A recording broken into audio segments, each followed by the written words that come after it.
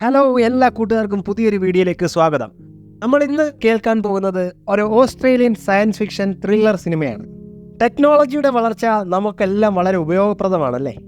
എന്നാൽ ചില സമയത്ത് അത് നമുക്ക് പാരായി വരുന്ന സാഹചര്യങ്ങളും ഉണ്ടാവും. അങ്ങനെയുള്ള ഒരു കഥ പറയുന്ന സിനിമയാണ് മോണോലിത്ത്. കഥയിലേക്ക് കടക്കുന്നതിന് മുമ്പ് ഈ ചാനൽ സബ്സ്ക്രൈബ് ചെയ്യാത്തവർ ഒന്ന് സബ്സ്ക്രൈബ് ചെയ്തിട്ട് കാണണേ. മോണോലിത്ത് എന്ന ഫ്യൂച്ചറിസ്റ്റിക് കാർ ബ്രാൻഡിൻ്റെ പരസ്യത്തോടെയാണ് സിനിമ ആരംഭിക്കുന്നത്. ലോകത്തിലെ ഏറ്റവും സുരക്ഷിതമായ കാർ എന്ന ബഹുമതിയാണ് ഈ കാറിനുള്ളത്. നിരവധി സവിശേഷമായ സുരക്ഷാ സംവിധാനങ്ങളുണ്ടെന്നാണ് പരസ്യത്തിൽ നിന്നുള്ള അവതാരകൻ പറയുന്നത്. കാറിന് ആധുനികമായ പൊട്ടാത്ത ഗ്ലാസ്, കരുത്തുറ്റ ടയറുകൾ, സാധ്യമായ എല്ലാ ഭീഷണികളിൽ നിന്നും നാശങ്ങളിൽ നിന്നും റൈഡർമാരെ സുരക്ഷിതമായി നിലനിർത്താൻ ദൃഢമായ ബോഡി എന്നിങ്ങനെ നിരവധി ഫീച്ചറുകൾ ഉണ്ടെന്ന് അയാൾ അവകാശപ്പെടുന്നു. കാറിനുള്ളിലായിരിക്കുമ്പോൾ എല്ലാ സവിശേഷതകളും നിയന്ത്രിക്കുന്നത് AI കണക്ട് ചെയ്ത സ്മാർട്ട് ഫോൺ ആപ്പ് വഴിയാണ്. ലിലിത്ത് എന്ന വിർച്വൽ അസിസ്റ്റൻ്റാണ് കാറിൻ്റെ യൂസർ ഇൻ്റർഫേസുമായി കണക്ട് ചെയ്തിരിക്കുന്നത്.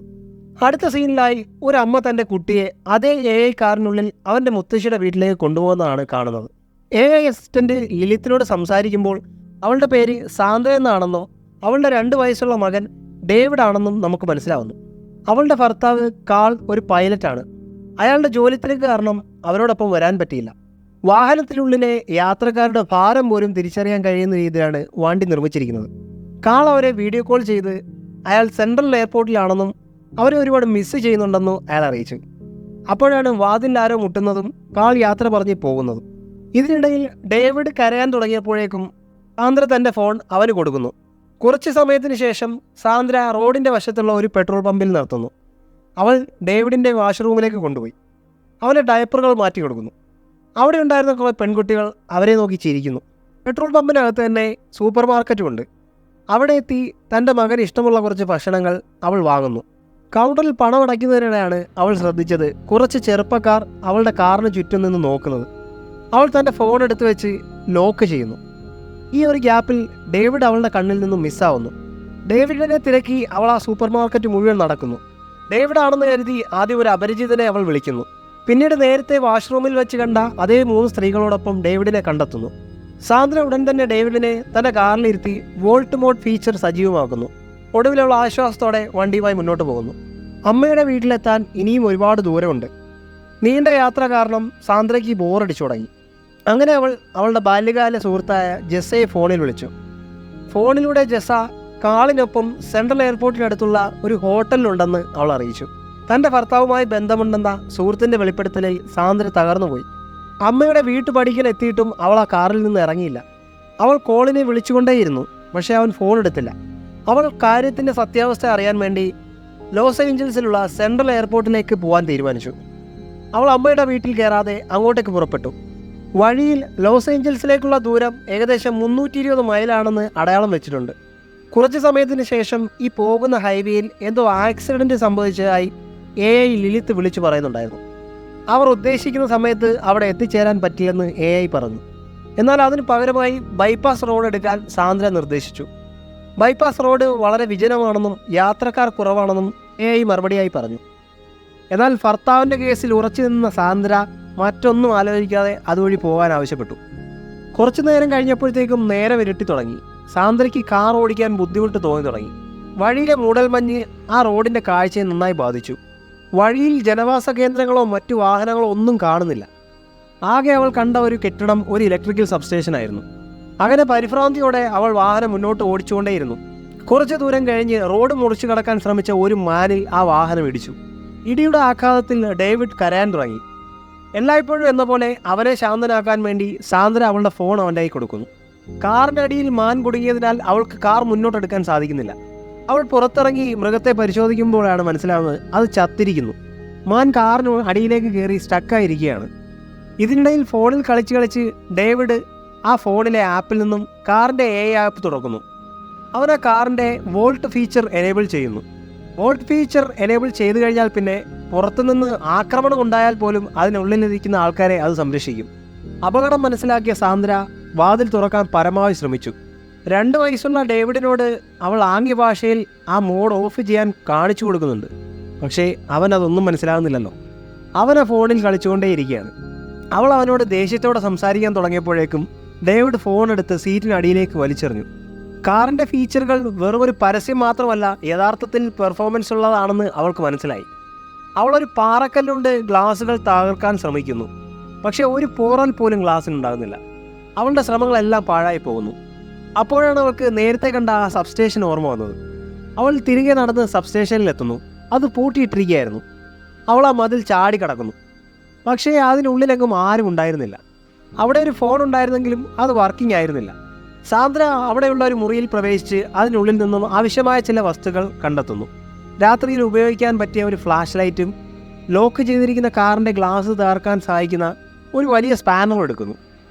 അവൾ സബ്സ്റ്റേഷനിൽ നിന്ന് തിരികെ നടക്കുമ്പോൾ ഒരു വന്യമൃഗം അവളെ പിന്തുടരുന്ന അവൾ ശ്രദ്ധിച്ചു. അവൾ ഓടി കാറിന് മുകളിൽ കയറി. പക്ഷേ അത് ആക്രമിക്കാനായി അവളുടെ മുന്നോട്ട് ആഞ്ഞെടുക്കുന്നു. അത് ബോണറ്റിൻ്റെ മുകളിൽ കയറി. അവൾ കാറിൻ്റെ മേൽക്കൂരയിലിരുന്ന് ആ സ്പാനർ ഉപയോഗിച്ച് കാറിൻ്റെ മുകളിൽ തട്ടി ശബ്ദം ഉണ്ടാക്കാൻ തുടങ്ങി. ആ ശബ്ദം കേട്ട് കാറിൻ്റെ അലാറം പ്രവർത്തിച്ചു. അലാറം ഓണായതോടെ ആ വന്യജീവി ഇറങ്ങി ഓടി. ഈ ശബ്ദങ്ങളെല്ലാം കേട്ട് ഡേവിഡ് ആകെ പരിശ്രമിച്ചിരിക്കുകയാണ്. അവൾ ഡേവിഡിനെ ശാന്തമാക്കുന്നു. കുറച്ച് കഴിഞ്ഞപ്പോഴേക്കും ഡേവിഡ് അതിനുള്ളിൽ കിടന്ന് ഉറങ്ങിക്കഴിഞ്ഞു. മറ്റു വഴികളൊന്നുമില്ലാതെ സാന്ദ്രയും ബോണറ്റിൻ്റെ മുകളിൽ കിടന്ന് ഉറങ്ങാൻ ശ്രമിച്ചു. പിറ്റേന്ന് നേരം വെളുത്തപ്പോഴേക്കും സാന്ദ്ര എണീറ്റു.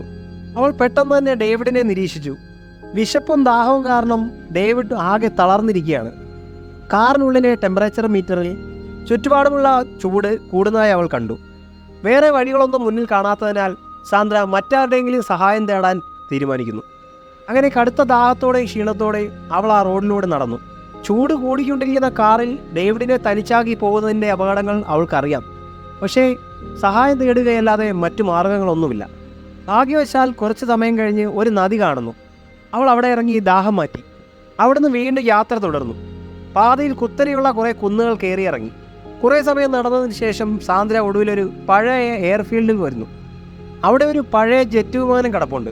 അതേസമയം കാറിനുള്ളിലെ താപനില ഉയർന്ന കാരണം എമർജൻസി കൂളിംഗ് ഫാൻ ഓണാകുന്നു. ജെറ്റ് വിമാനത്തിൽ കാര്യമായ ഒന്നുമില്ല. അവൾ അതിൽ നിന്നും 1 ഗാലൻ പെട്രോളും 1 ലൈറ്ററും 2 വിമാനത്തിൻ്റെ ടയറുകളും പുറത്തെടുക്കുന്നു. അവൾ അതിലുണ്ടായിരുന്ന കുറച്ച് മദ്യം കഴിച്ചിട്ട് സഹായം ലഭിക്കുമെന്ന പ്രതീക്ഷയിൽ 2 ടയറുകളും പെട്രോൾ ഒഴിച്ച് കത്തിക്കുന്നു. അതിനുശേഷം അവൾ ആ ഗാലൻ എടുത്ത് നദിയിലെ വെള്ളം നിറയ്ക്കുന്നു. അവിടെ നിന്നും സാന്ദ്ര ഡേവിഡിനെ ഉപേക്ഷിച്ച സ്ഥലത്തേക്ക് തിരികെ നടന്നു. തിരികെ എത്തുമ്പോഴേക്കും ഡേവിഡിൻ്റെ അവസ്ഥ വളരെ മോശമായിരുന്നു. അവൻ്റെ മുഖത്താകെ ചുവന്ന പാടുകൾ വന്നു തുടങ്ങി. അവൾ വിളിച്ചിട്ട് അവർ പ്രതികരണമൊന്നുമില്ല. കാറിലെ ടെമ്പറേച്ചർ വീണ്ടും ഉയരുകയാണ്. കൂളിംഗ് ഫാൻ മാത്രം കൊണ്ട് പ്രത്യേകിച്ച് ഉപയോഗമൊന്നുമില്ല. ഡേവിഡിൻ്റെ അവസ്ഥ കണ്ട സാന്ദ്ര ഉടൻ തന്നെ കാറിൻ്റെ മുകളിൽ കയറി നദിയിൽ നിന്ന് ശേഖരിച്ച വെള്ളം മുഴുവൻ അതിൻ്റെ മുകളിൽ ഒഴിച്ചു. അവൾ വാങ്ങിയ വാഹനം കൊണ്ട് തന്നെ അവൻ്റെ കുട്ടി മരിക്കുക എന്ന് പറയുന്നത് അവൾക്ക് സഹിക്കാൻ കഴിയുന്നില്ല. അവൾ ആ സ്പാനർ ഉപയോഗിച്ച് വീണ്ടും കാറിൻ്റെ ചില്ലടിച്ച് തകർക്കാൻ ശ്രമിച്ചു. എന്നാൽ അവളുടെ ആരോഗ്യം നശിപ്പിക്കുന്നതല്ലാതെ ചില്ലിനൊന്നും സംഭവിക്കുന്നില്ല. അവൾ അവിടെ ഉണ്ടായിരുന്ന കുറേ ചുള്ളിക്കമ്പുകൾ ശേഖരിച്ച് കൂട്ടിയിട്ട് കത്തിക്കാൻ തുടങ്ങി. സെൻസറുകൾ പുക കണ്ടെത്തി വിൻഡോകൾ തുറക്കുമെന്ന് അവൾ പ്രതീക്ഷിച്ചു. എന്നാൽ സംഭവിച്ചത് മറ്റൊന്നാണ്. പുക ഉള്ളിൽ കടക്കാതിരിക്കാൻ വേണ്ടി കാറിൻ്റെ സെൻസർ കൂളിംഗ് ഫാൻ ഓഫ് ചെയ്ത് കഴിഞ്ഞു. അവൾ അത് കണ്ട് തളർന്ന് താഴെ വീണുപോയി. കുറച്ച് സമയത്തിന് ശേഷം ഒരു ശബ്ദം കേട്ടാണ് അവൾ ഉണരുന്നത്. ഒരു കയോട്ടിയാണ്. പട്ടിയുടെ വർഗത്തിൽപ്പെട്ട ഒരു ജീവിയാണത്.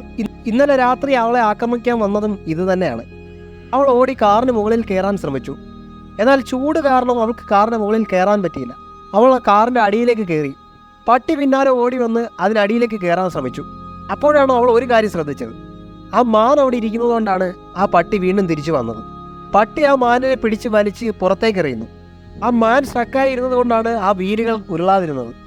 പതുക്കെ വണ്ടി പിന്നിലേക്ക് പോകാൻ തുടങ്ങി. അവൾ ആ വണ്ടി തടയാൻ ശ്രമിക്കുന്നുണ്ടെങ്കിലും അവളെ കൊണ്ട് പറ്റുന്നില്ല. അങ്ങനെ ഉരുണ്ടുവരുന്ന വണ്ടി ഒരു കല്ലിൽ തട്ടി അവിടെ നിന്നു. ഇനി എന്ത് ചെയ്യുമെന്ന് ആലോചിച്ചിരിക്കുമ്പോഴാണ് അവൾക്ക് ആ പെട്രോൾ പമ്പിൽ വെച്ച് കണ്ട കാർട്ടൂൺ ഓർമ്മ വന്നത്. ഒരു പെട്ടി തുറക്കാൻ വേണ്ടി മലയുടെ മുകളിൽ നിന്നും പെട്ടി താഴേക്ക് വലിച്ചെറിയുന്ന രംഗം അവൾക്ക് ഓർമ്മ വന്നു. കാറിൻ്റെ ഡോറുകൾ തുറക്കാൻ വേണ്ടി കാർ മുകളിൽ നിന്ന് താഴേക്ക് വലിച്ചെറിയാൻ അവൾ തീരുമാനിക്കുന്നു. കുഞ്ഞിനെ അകത്ത് വെച്ചുകൊണ്ട് അവൾ ചെയ്യാൻ പോകുന്ന കാര്യത്തിൻ്റെ റിസ്ക് അവൾക്ക് അറിയാമായിരുന്നു. പക്ഷേ അവളുടെ മുന്നിൽ മറ്റു വഴികളൊന്നുമില്ല. ഇങ്ങനെ അവൾ സ്പാനർ ഉപയോഗിച്ച് ആ തടസ്സമായി നിന്ന പാറക്കല്ലുകൾ പൊട്ടിക്കുന്നു. അവൾ ഡേവിഡിനെ ഉള്ളിലിരുത്തി കരഞ്ഞുകൊണ്ട് ആ കാർ തള്ളി താഴേക്കിടുന്നു. ഉയരത്തിൽ നിന്നും വീണയുടനെ കാർ അത് മനസ്സിലാക്കുന്നു. കാറിനുള്ളിലുള്ള ടെക്നോളജി മൂലം കാർ അതിൻ്റെ ബാലൻസ് നിലനിർത്തുന്നു. അപകടം നടന്നെന്ന് മനസ്സിലാക്കിയ കാർ രക്ഷാപ്രവർത്തനത്തിന് വേണ്ടി വോൾട്ട് മോഡ് ഡിസേബിൾ ചെയ്യപ്പെടുന്നു. ഡേവിഡിനൊന്നും സംഭവിക്കാത്ത വിധം കാർ കുത്തനെ വീഴാതെ നേരെ വന്ന് പതിക്കുന്നു. കാറിൻ്റെ ഡോറുകൾ അൺലോക്ക് ആയിരിക്കുന്നു. സാന്ദ്ര മുകളിൽ നിന്നും നിരങ്ങി താഴേക്കെത്തുന്നു. വാതിൽ തുറന്ന് സാന്ദ്ര ഡേവിഡിനെ കാറിൽ നിന്ന് ഇറക്കി അവൻ്റെ വസ്ത്രങ്ങളെല്ലാം അഴിച്ച് അവനെ തണുപ്പിക്കുന്നു. ഡേവിഡിൻ്റെ ആരോഗ്യസ്ഥിതി വളരെ മോശമാണ്. എത്രയും വേഗം അവനെ ആശുപത്രിയിൽ എത്തിക്കണം. പക്ഷേ കാർ ഇനി ഓടുമോയെന്ന് അവർക്ക് സംശയമാണ്. എന്നാൽ കാറിൻ്റെ പെർഫോമൻസിന് യാതൊരുവിധ കംപ്ലൈൻറ്റുമില്ല. സാന്ദ്ര കാറിനെ എക്സ്ട്രീം ഓഫ് റോഡ് മോഡിലേക്ക് സജ്ജമാക്കി. അതികഠിനമായ ഓഫ് റോഡിൽ പോലും കാർ പിടിച്ചു നിന്നു. അങ്ങനെ അവൾ കാർ മലയുടെ മുകളിൽ എത്തിച്ചു.